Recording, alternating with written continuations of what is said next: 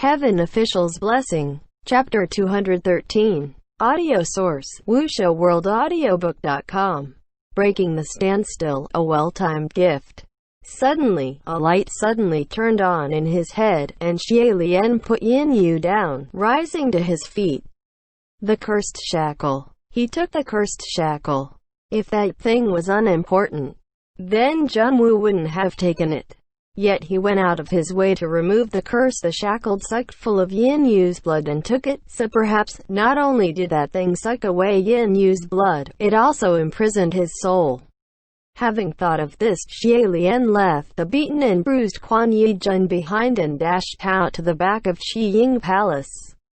However, Junwu was no longer there. He then turned around and charged out. Upon the great avenue of the heavenly capital, there was not a soul, and completely cold and deserted. There were only the expressionless guards watching over the palaces that used to be bustling and lively with all the great gods, and none of those guards cared for him.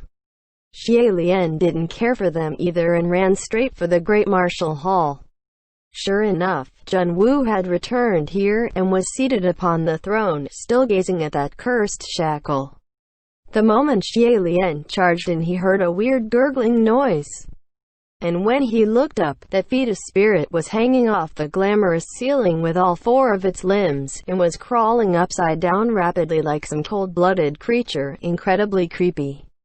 Even a wicked creature such as this could enter the great martial hall. It really made one wonder how the heavenly officials who struggled for centuries to step into this hall would think if they should see this. Xie Lian marched over with his arms open wide, and Junwu asked, "What do you want?" Without another word, Xie Lian thrust his hand and snatched for that cursed shackle, but of course Junwu would not let him have his way. It was a good while and Xie Lian still couldn't manage to steal the thing, and he cried angrily, "What use do you have for that thing? Yin Yu isn't even a threat to you, completely insignificant in your eyes. Why did you say all that to him? What's the use in your keeping that thing?" However, Junwu said, "Who says it's of no use? Seeing how angry you are over it, doesn't this prove it's very useful?" He was like an adult who placed a bowl of fruits on the table just out of reach of his son, and was smiling cheerfully on the side, watching the child tipping his toes trying to grab for it, but couldn't no matter what, enjoying that he was both angry and desperate, wailing loudly. Xie Lian was going to go mad from fury. "Are you mental, Xie Lian? That tone you took is rather disrespectful," Junwu said. Xie Lian had been enduring, but he couldn't hold back any longer, and cussed. "I'll show you some freaking respect." All of his curses in this life were probably all directed to this man. Yet unexpectedly, before he could finish his curse, his throat suddenly constricted, and he suffocated. Xie Lian's eyes went black, his hands clutching his own throat, his knees buckled, and he dropped to his knees. Junwu sat before him, petting the fetus spirit, calming composedly, brushing through its hairs, caressing that smooth and round head while black auras permeated from its palms. That fetus spirit seemed to be enjoying itself, cooing in a weird cheer. Listening to Xie Lian burst into a series of violent coughs, his face swelling and flustered, Junwu said, "Xianle, I suggest you behave like before, a little more obedient, a little more respectful. Only then will I not be angered. Don't forget, you're wearing this thing on your person too, and you're wearing two of them." Cough cough cough, cough cough. "You!" Xie Lian shot up to his feet, his eyes brimming with red as he glared at him. Junwu said, "I what? I'm sly? Xianle, don't forget, you were the one who asked for them." What a joke! How could he have known what this bloody thing was back then? Could it be? At the time when head priest saw him, his face dropped and came strangling his neck. He wasn't trying to kill Xie Lian, but was instead trying to remove this thing? It was a good while before that curse. The shackle on Xie Lian's neck gradually loosened, and he could finally breathe normally again. He was gasping harshly, subconsciously covering his own neck and feeling that cursed shackle. a touch, and other than the cursed shackle, Xie Lian also felt something else. It was a very thin, silver chain. It used to be cold, but because he's worn it for so long, his body had already warmed it through. Hanging on the silver chain was a crystal-clear ring. After having felt it, Xie Lian's shoulders immediately stiffened, and he gripped that ring tight. For some reason, his heart was pounding faster and faster, as if he had learned an incredible secret. Right then, Junwu spoke up behind him. "It's me." "What is it?" "It's him." "What? What did he mean?" Xie Lian stuffed that silver chain back into his robes and turned around in a frown. Only when he did so did he find that what Junwu said just now wasn't directed at him. Junwu had 2 fingers raised and pressed against his temple. This posture, he was communicating with someone. While he didn't allow for any other heavenly officials in the heavenly capital to communicate spiritually, he himself had none of those restrictions and could do as he willed. After a pause, Junwu continued. "Nothing much. Because of the case with the impersonated Earth Master recently, many other spies and false personalities within the heavenly capital were also unearthed one after the other. Seeing as how it's been a season of incidents recently, there must not be any careless mistakes, and so all heavenly officials are currently being investigated, which was why the entire heavenly capital has been locked down. It's currently not open to the outside, nor is spiritual communication to the outside permitted, so of course you aren't able to connect with anyone." Xie Lian panted lightly and held his breath. It sounded as if the one communicating with Junwu at the moment didn't know what the situation was in the heavenly capital, so Junwu was also nonchalantly lying to the other party. And the excuse he used was intricately appropriate.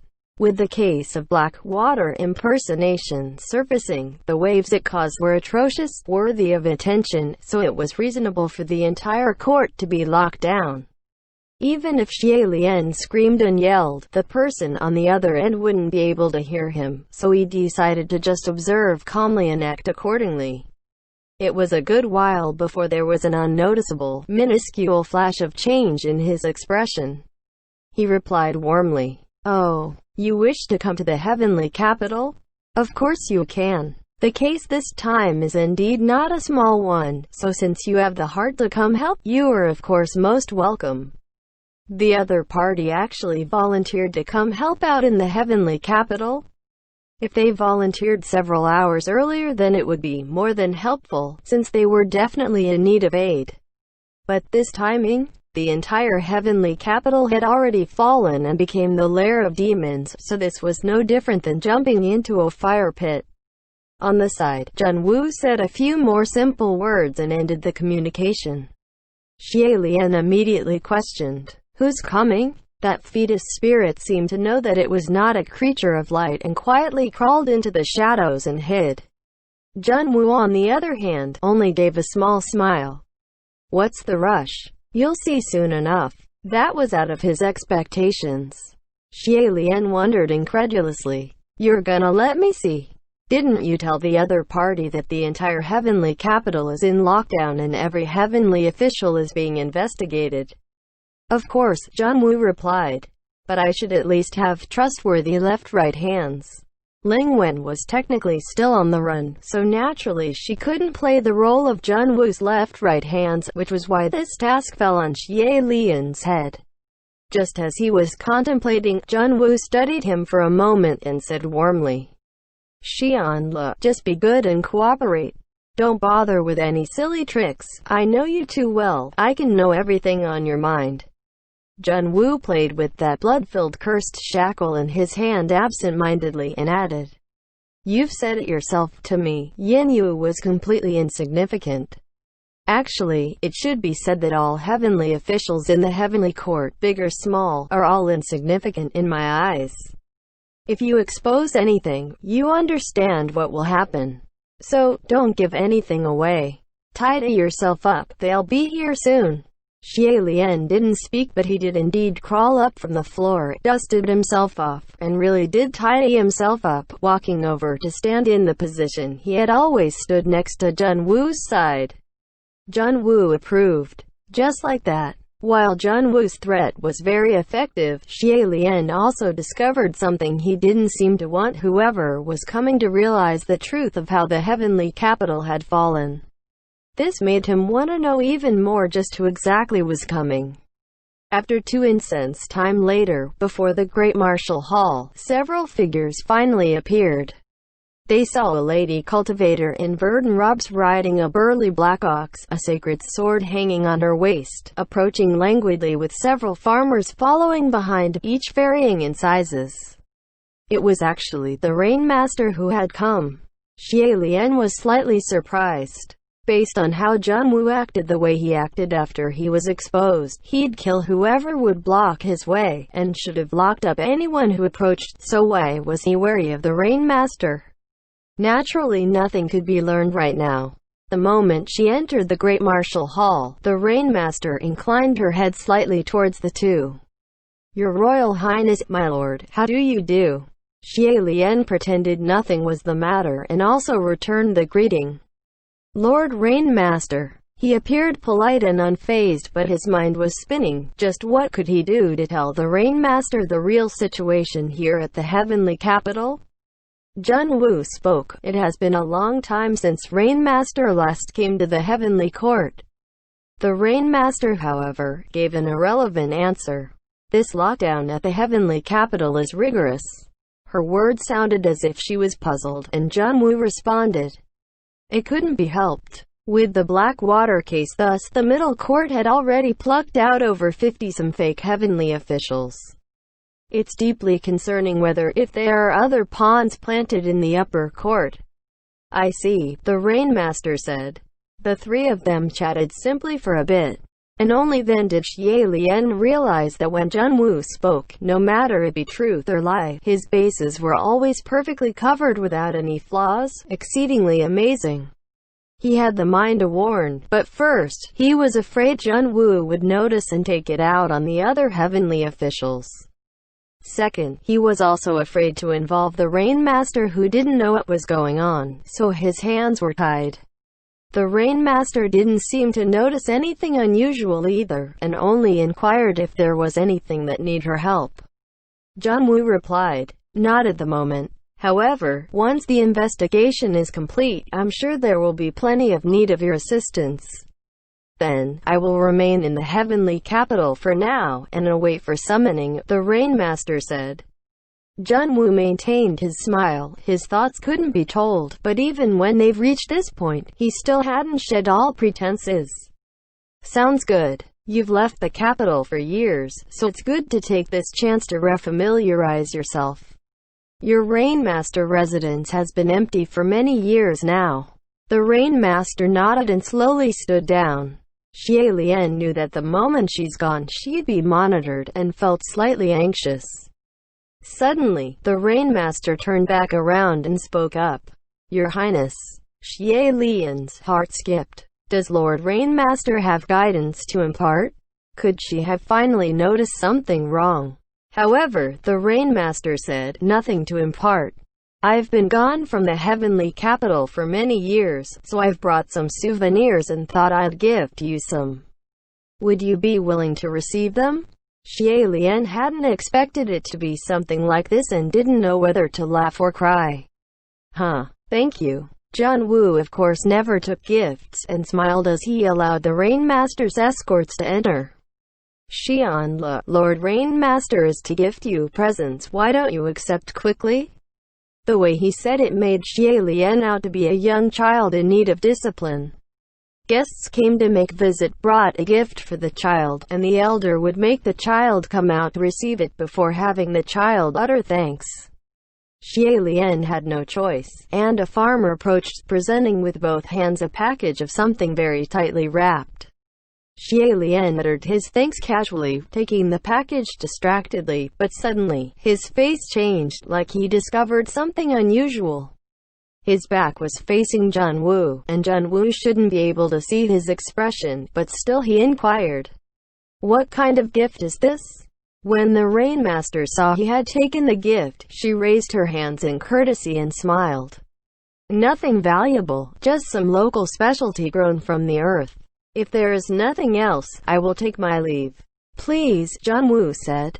Thus, the Rainmaster pulled the black ox, took her escorts, and slowly moved towards that Rainmaster residence that's been abandoned for many years. Xie Lian was still holding that present in his arms and was just about to leave when Junwoo called out, "Hold it!" Xie Lian indeed stopped, as if his feet were nailed to the ground. Junwoo then said, "Come here." Xie Lian went back into the great martial hall and turned around to look at him. Junwoo stepped off of the throne and took the package that was tightly gripped in his hold before he said, "Now you may go." He certainly was a distrustful one, and directly looked away the gift the Rainmaster had given.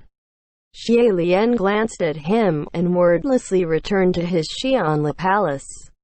Once he returned to Xianla Palace, Xie Lian was restless, so he paced back and forth within the hall. An unknown amount of time had passed when suddenly, he heard a bright and clear voice. "Your Highness." Xie Lian whipped around, and saw a ragged-clothed young man with a headscarf wrapped around his head had somehow unnoticeably hopped onto the windowsill, and was just perching atop it, grinning playfully at him. Xie Lian was overjoyed and dashed out for 2 steps before he suddenly remembered this youth had called him Your Highness just now. And Xie Lian stopped in his step, asking a little uncertainly, "Are you San Lang?" That youth laughed heartily, hopped down from the window, and yanked off the headscarf. Black hair flowed down but was immediately tied up high, revealing under the black hair a handsome and pale face that was completely different. It was a face Xie Lian was infinitely familiar with. Hua Cheng twirled that headscarf leisurely and sighed. "Gurgur, my dear Gurgur, this time, wanting to see you is as hard as ascending to the heavens." Earlier, at the Great Martial Hall, the moment Xie Lian received the Rainmaster's gift, he did indeed notice something unusual.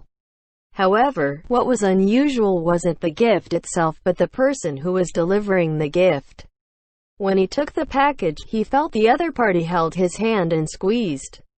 It had to be said, this gesture was frivolous, and if it was done to the ladies then it'd be intentionally flirty.